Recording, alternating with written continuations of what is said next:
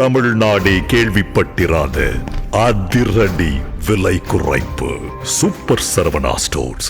சொந்த வீடு வாங்க ஸ்டெப் ஸ்டோனுக்கு வாங்க. Step stone. திமுக இந்த கூட்டணியெல்லாம் ஒதுக்கிட்டு தனியாக நின்னா ஜெயிக்க முடியாது. திமுகவுக்கு காங்கிரஸ் தேவை, காங்கிரஸுக்கு திமுக தேவை. ஆமாம், காங்கிரஸுக்கு இந்த மாதிரி செலவு பண்ணுறதுக்கு இந்த மாதிரி விஷயங்களுக்கெல்லாம் திமுக உதவி பண்ணும். வேட்பாளர் சீட்டும் கொடுக்கும், இந்த மாதிரி உதவிகளும் பண்ணுவாங்க, பிரச்சாரத்துக்கு ஆள் வருவாங்க, எல்லாம் பண்ணி கொடுப்பாங்க. இப்போ தாவேக்காக்கு வந்தால் தாவேக்கா அந்த உதவியெல்லாம் பண்ணுமா? அவங்களுக்கே பண்ணுவாங்கன்றது டவுட்டாக இருக்குது. கட்டி பிடிச்சா பாக்கெட்டில் எடுத்துக்குவாரு, புசியானது என்னென்ன எப்படின்னா உன் பாக்கெட்டில் ஏன் பாக்கெட் வந்துச்சு அப்படின்னு. காங்கிரஸ் வேட்பாளர்கள் யாருன்னே தெரியாது. அன்றைக்கி வரும்போது தான் இவனுக்கு தெரியும், ஓ காங்கிரஸா கை சின்னமா திமுக கூட்டணியில் நிற்கிறாங்களா, சரி வேற அதெல்லாம் உண்டு, ரைட் அப்போ போட்டுடலாம் விடு. அப்படி தான் தாவேக்காவில் போனால் என்ன பண்ணுவீங்க? இப்போ தாவேக்காவிலையும் சின்னத்தை இனிமேல் தான் வாங்க போகிறாங்க. அந்த சின்னத்தை வாங்கி இவங்க கொண்டு போய் பிரச்சாரம் பண்ணி அந்த செலவே அவ்வளோ இருக்குது.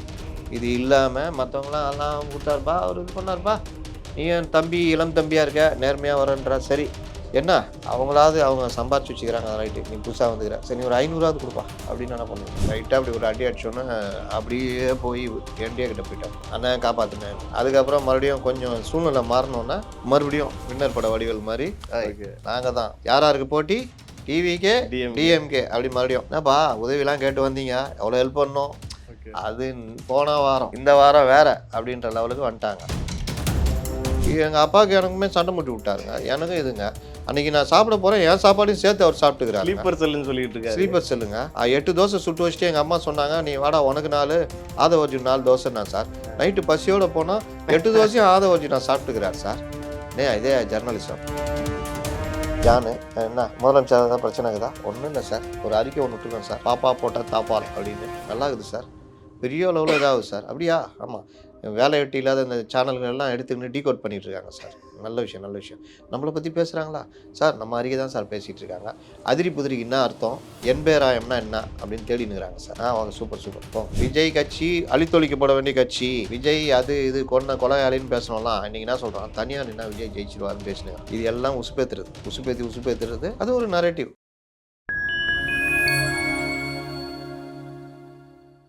ஃபைன் டைமோட ஸ்பெஷல் இன்டர்வியூவில் இன்றைக்கி நம்மோடு இணைந்திருப்பவர் மூத்த பத்திரிகையாளர் திரு அப்துல் முத்தலீஃப் அவர்கள். வாருங்கள், அவரிடம் அரசியல் சார்ந்த பல்வேறு கேள்விகளை முன்வைக்கலாம்.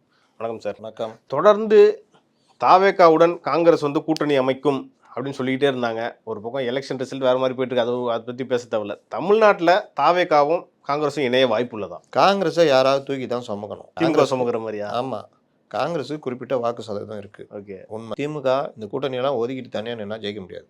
ஓகே, அதிமுகவும் அப்படி தான். அப்போ திமுகவுக்கு காங்கிரஸ் தேவை, காங்கிரஸுக்கு திமுக தேவை. ஆமாம், தேர்தலுக்கு இன்றைக்கி ஒரு தொகுதிக்கு குறைந்தபட்சம் 20 கோடி ரூபா இல்லாமல் முடியாது.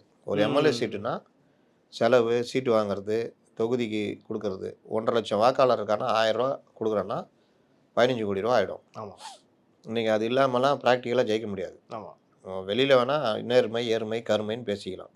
இதுதான் யதார்த்தமாக இருக்குது. ஓகே, எல்லாருக்குமே இது தெரியும்.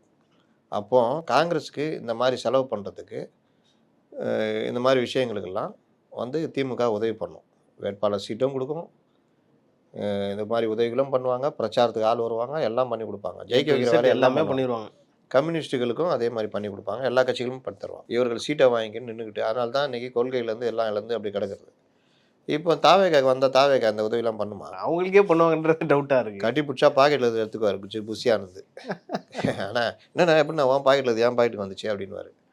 அவ்வளோதான் தாவேக்கா அவர்களுடைய இப்போ இந்த இதெல்லாம் உருவாக்குனது ஜெயலலிதா சொல்லலாம். கட்சி வேட்பாளரை நீ போய் வேலை செய், கட்சியெல்லாம் பார்த்துக்கும். இந்த வேலையை ஆரம்பித்தது ஜெயலலிதா. அது அவர்களுக்கு பெரிய அளவில் உதவுச்சு. அதனால தான் கீழே இருக்க தொண்டனை கூட எடுத்து வேட்பாளராக நிற்க வைக்கிற அளவுக்குலாம் போச்சு. இது தாவேக்கா செய்யுமா? தாவேக்கா இன்னைக்கு இருக்கிறவன்லாம் 1967 62 திமுகவில் இருந்தவன் மாதிரி. அன்னைக்கு எவன்ட்டையும் காசு கிடையாது திமுகவில். கருணாநிதியிலே காசு கிடையாது. அப்போ காயாக வாங்கி போட்டு ஏதாவது செலவு பண்ணாங்க. அன்னைக்கு பெரிய அளவில் தேர்தலுக்கு வாக்குக்கு பணம் கொடுக்கணுன்றதெல்லாம் இல்லை, அந்த கல்ச்சர் கிடையாது. ஏதோ கொஞ்சம் அப்படி இப்படி இருந்தது அங்கங்கே. ஆனால் இன்றைக்கி யார் நீ எவ்வளோ என்ன கட்சிப்பா எவ்வளோ கொடுக்குற, அவன் 1500 கொடுத்தான், நீ இப்படி போயிடுச்சு. ஜனங்களே சம்பாதிக்கிறல வருஷம் பூரா கொடு, இந்த டைமில் தானே கொடுக்கணும் அப்படின்ற அளவுக்கு ஜனங்களே அந்த முடிவு பண்ணிட்டாங்க. சில இடங்கள்லாம் அடிக்கவே ஆரம்பிக்கிறாங்க, ஏன் கொடுக்கல அப்படின்ட்டு. பணம் கொடுக்கலாம், அடி வேற உழுது. அப்போ இந்த மாதிரி இது சில இடங்களில் வந்துட்டான், கையை வீசிட்டு அப்படின்ற மாதிரிலாம் போகுது.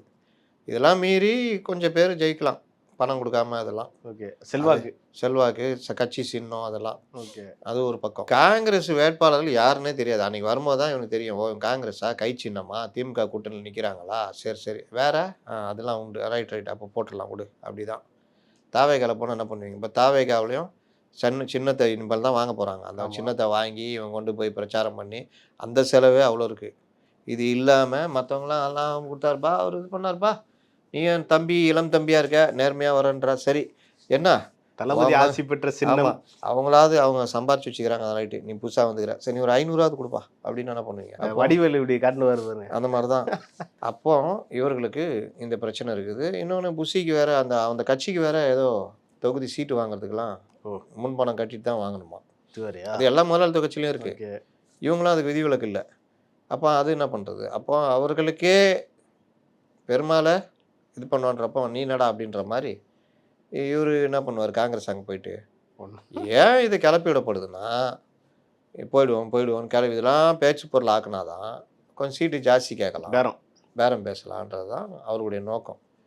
உங்களுக்கு அப்போ திமுக அதனால் பார்த்துக்குவோம். அதே மாதிரி திரு விஜய் அவர்களும் ஒரு அறிக்கை விட்டுருந்தார். நீண்ட நெடிய அறிக்கை, இந்த பவளோலா பாப்பா அவதூறு அரசியல், அதாவது அறிவு திருவிழாவில் அவதூறு திருவிழா அப்படின்ற ஒரு பெரிய ஒரு அறிக்கை விட்டுருந்தாரு. அதை பேஸ் பண்ணி திமுக தலைவர்கள் பெருசாக கூட ரியாக்ட் பண்ணாமல் இருக்காங்களே, ஏன்னா சார் ஏதோ பயப்படுறாங்களா அப்படின்ற மாதிரி பேசிக்கிட்டு இருக்காங்க. விஜயை அடிக்கக்கூடாது ஓகே அப்படின்னு தீர்மானிச்சிட்டாங்க. லைட்டாக அப்படி ஒரு அடி அடிச்சோன்னே அப்படியே போய் என்டிஏ கிட்ட போயிட்டாப்புல, அண்ணன் காப்பாற்றினேன்னு.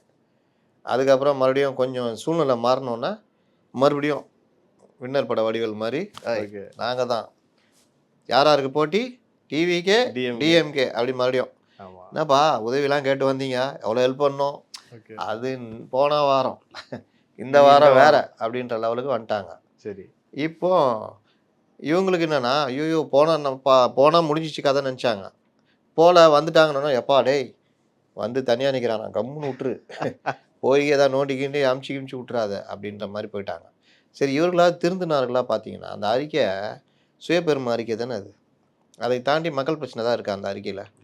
ஒரு அன்புமணி ராமதாஸ் அறிக்கையும் உங்கள் அறிக்கையும் எவ்வளோ வித்தியாசம் இருக்கு. அவர் வந்து ஃபுல்லாக ஊழல் பிரித்து எடுப்பார் சார். அவர் பட்டியலின மக்களுக்காக மத்திய அரசு ஒதுக்கின நிதியில் 30% கூட பயன்படுத்தலைன்னு அது பெரிய குற்றச்சாட்டு. இன்றைக்கி அறிக்கை வந்திருக்கணுமா வேணாவா? ஏன்னா உங்கள் இதில் இருக்கிறது அதிக இளைஞர்கள், பிற்படுத்தப்பட்ட பட்டியலின இளைஞர்கள் தான். அப்போ அவர்களுக்கு ஒதுக்கின நிதியிலேயே நீ வந்து பயன்படுத்தலைன்னா நீ என்ன திராவிட மாடல் அரசு, சமூக நீதி அரசு கேட்டிருக்கோம், நீ என்ன பண்ணுறன்னு இன்றைக்கி ஒரு அறிக்கை வந்திருந்தா அது அப்போ இவங்க பண்ணுறதெல்லாம் பார்த்திங்கன்னா பெரிய அறிவாளித்தனமாக அறிவாளி மாதிரி பண்ணிட்டு சீனை போட்டு போவாங்க. ஆனால் அங்கே இது இல்லை. அதுலேயும் இன்னொன்று, இந்த ஆதவ அர்ஜுனா போன்றவர்கள் ஏறின்னு பேசுகிறாருன்னொன்னே அசைன்மெண்ட்டு அவனுக்கு துட்டை கொடுத்து ஆதவ அர்ஜுனாவை அடி, சேனல் மெயின் ஸ்ட்ரீம் சேனலுக்கு பெய்டு நியூஸு வருவார், மச்சான் உட்கார வச்சு கேளு. அதான் கேட்குறேன். இந்த மாதிரி எத்தனை மச்சானில் உட்கார வச்சு கேட்டிருக்கீங்க? எல்லா இடத்துலையும் மாமா மச்சானுக்கு பிரச்சனை இருக்க தானே செய்யுது. எத்தனை மச்சான் இதுதான் ஜெர்னலிசமா? என்ன பண்ணார்? எங்கள் வீட்டில் எங்கள் அப்பாவுக்கு எனக்குமே சண்டை முட்டி விட்டாருங்க, எனக்கும் இதுங்க. அன்றைக்கி நான் சாப்பிட போகிறேன், என் சாப்பாடையும் சேர்த்து அவர் சாப்பிட்டுக்கிறார். ஸ்லீப்பர் செல்லுன்னு சொல்லிட்டு இருக்காரு. ஸ்லீப்பர் செல்லுங்க. 8 தோசை சுட்டு வச்சுட்டு எங்கள் அம்மா சொன்னாங்க, நீ வாடா உனக்கு 4 ஆதவர்ஜுன் 4 தோசைண்ணா சார். நைட்டு பசியோடு போனால் 8 தோசையும் ஆதவர்ஜுன் நான் சாப்பிட்டுக்கிறார் சார். இதே ஜெர்னலிசம். ஆதவர்ஜுனா அரசியல் அடிங்க, தப்பே கிடையாது. இல்லை ஆதவர்ஜுனாவுடைய தாவேகாக்குள்ள என்ன பண்ணாடிங்க, உட்காந்துட்டு டிஎம்கே ஸ்லீப்பர் செல்லு அதுன்னு டிஎம்கேல இருக்கிறவங்கள இன்னொரு டீம் உட்காந்து ஆதவ அடிக்குது. அவரும் டிஎம்கேல ஒரு டீமை பிடிச்சி வச்சுட்டு இருக்காரு. எங்கடா இப்போமா சார்? இப்போவும் ஆதவர்ஜுனா அங்கே ஒரு டீமோட நெருக்கமாக தான் இருக்காரு. அப்போ இதெல்லாம் வச்சுக்கிட்டு இருந்தா அந்த கட்சி எப்படி வரும்? இவங்களெல்லாம் நம்பிக்கிட்டு விஜய் கட்சி நடத்திட்டு இருக்காரு. இல்லை அந்த டிவிக்கு தலைமை எப்படி விரும்புது? அப்போ இவங்களோட டச்சில் இருக்கிறது. அவர் எங்கே விரும்புகிறாரு? அவர் டெய்லி டிவிக்கு பார்த்துட்டு இருப்பாரு. டிவிக்கேன்னு டிவியை பார்த்துட்டு இருப்பாரு. இவங்க போய் சொல்கிறது தான் கணக்கு.